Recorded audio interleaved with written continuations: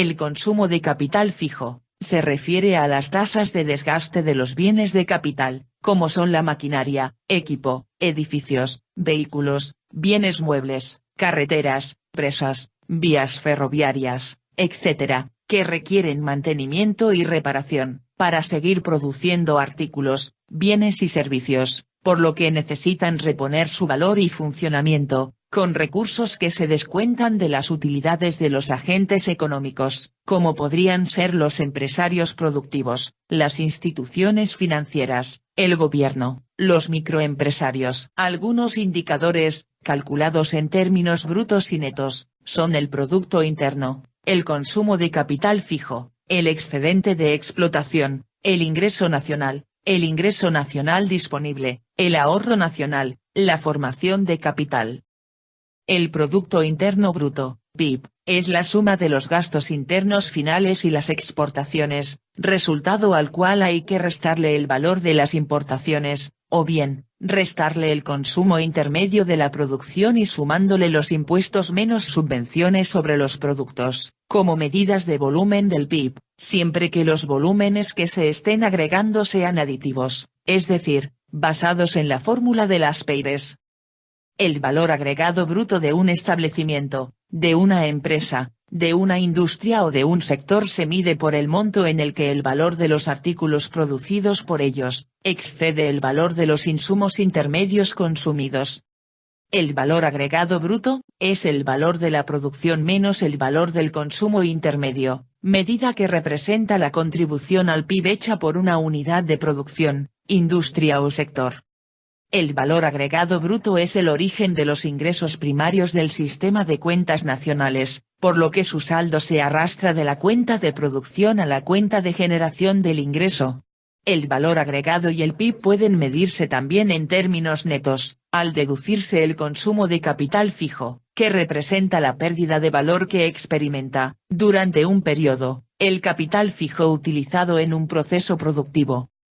Los ingresos primarios, son los generados por las unidades institucionales, como resultado de su participación en el proceso de producción o de su propiedad de activos, necesarios para la producción. Incluyen la remuneración de los asalariados, es decir, los ingresos de los individuos como pago por el insumo de mano de obra en los procesos de producción y, también la renta de la propiedad.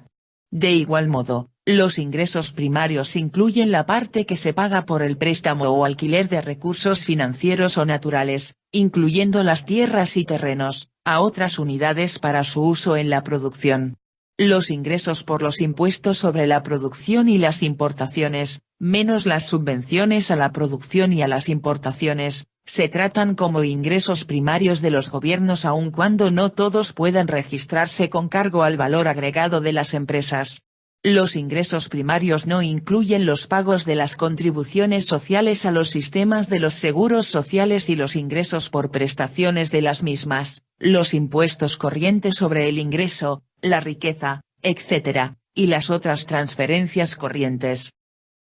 El aporte de capital a la producción se le llama excedente de explotación bruto o valor de los servicios de capital, siendo fundamental la recuperación de él.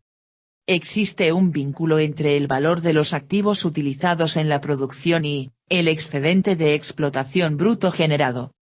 Los servicios de capital forman parte del excedente de explotación bruto, equiparable a una tasa de rendimiento, tasa de descuento. La diferencia, es una tasa de rendimiento exógena frente al costo del capital, servicios de capital. La tasa de rendimiento del capital es la proporción del ingreso, respecto del valor del capital.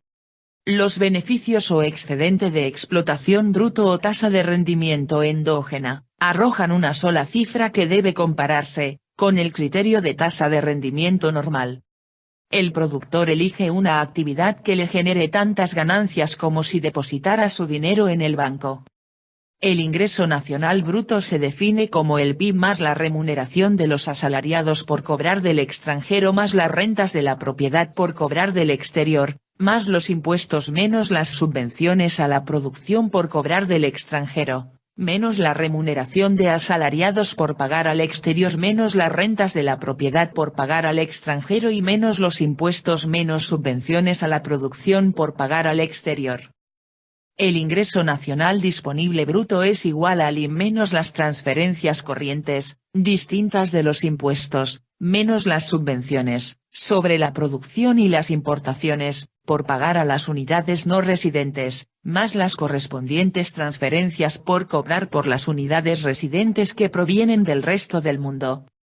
El ingreso nacional disponible bruto mide el ingreso disponible de la economía total para el consumo final y el ahorro bruto. Restando del ingreso nacional disponible bruto el consumo de capital fijo se obtiene el ingreso nacional disponible neto.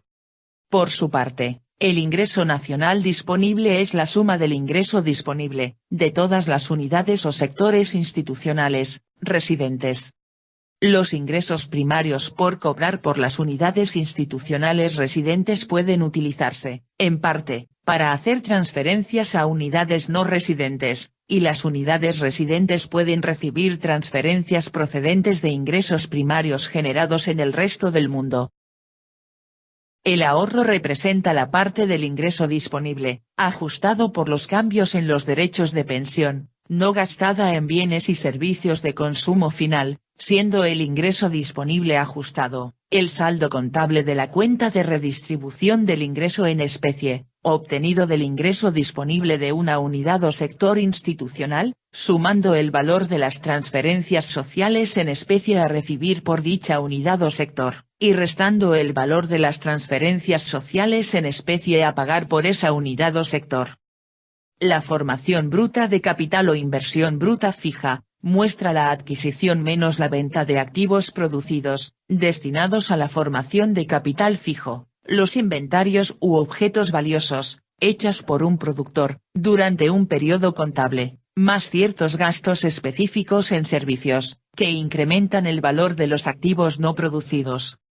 La formación bruta de capital fijo es una actividad restringida a los productores, que se define como el valor de las adquisiciones menos las ventas de activos fijos ejecutadas por esas unidades, mediante compra, trueque o formación de capital por cuenta propia. Los activos fijos son activos producidos, principalmente maquinaria, equipo, edificios u otras estructuras, que se utilizan repetida o continuadamente en la producción durante varios periodos contables, más de un año. La distinción entre consumo intermedio y la formación bruta de capital depende de si los bienes y servicios implicados se utilizan o no completamente en un periodo contable. Si se utiliza en varios periodos contables, se considera una transacción de acumulación, que se contabiliza en la cuenta de capital. La producción de la primera fase, es un activo fijo que pertenece al productor del original, autor, compañía cinematográfica, redactor del programa, etc. Este puede producir el original para su venta o para su propia formación bruta de capital fijo. Las grandes renovaciones, reconstrucciones o ampliaciones de los activos fijos existentes pueden aumentar su eficiencia o capacidad o prolongar su vida útil esperada, por lo que se consideran como formación bruta de capital fijo, ya que aumentan el stock de los activos fijos existentes. Los gastos en exploraciones mineras formación bruta de capital fijo y, no son consumo intermedio, sean o no exitosas, al ser necesarias para lograr nuevas reservas. Las compras de bienes de consumo durables como los vehículos, muebles o equipos eléctricos, se clasifican como formación bruta de capital fijo por la empresa, cuando se compran para fines productivos, pero cuando se compran para uso personal de los miembros de un hogar, se considera un gasto de consumo final. Los gastos en grandes mejoras, como reconstrucciones, renovaciones o ampliaciones de las viviendas, se tratan como formación bruta de capital fijo de los propietarios de las viviendas implicadas, incluidos los propietarios ocupantes. El caso de la decoración, las reparaciones menores y el mantenimiento, recibe un trato contable diferente, incluyéndose en el gasto de consumo de los hogares. Es posible, aunque poco común, que la formación bruta de capital de una unidad individual o sector institucional sea negativa, si vende una cantidad suficiente de sus activos existentes a otras unidades o sectores,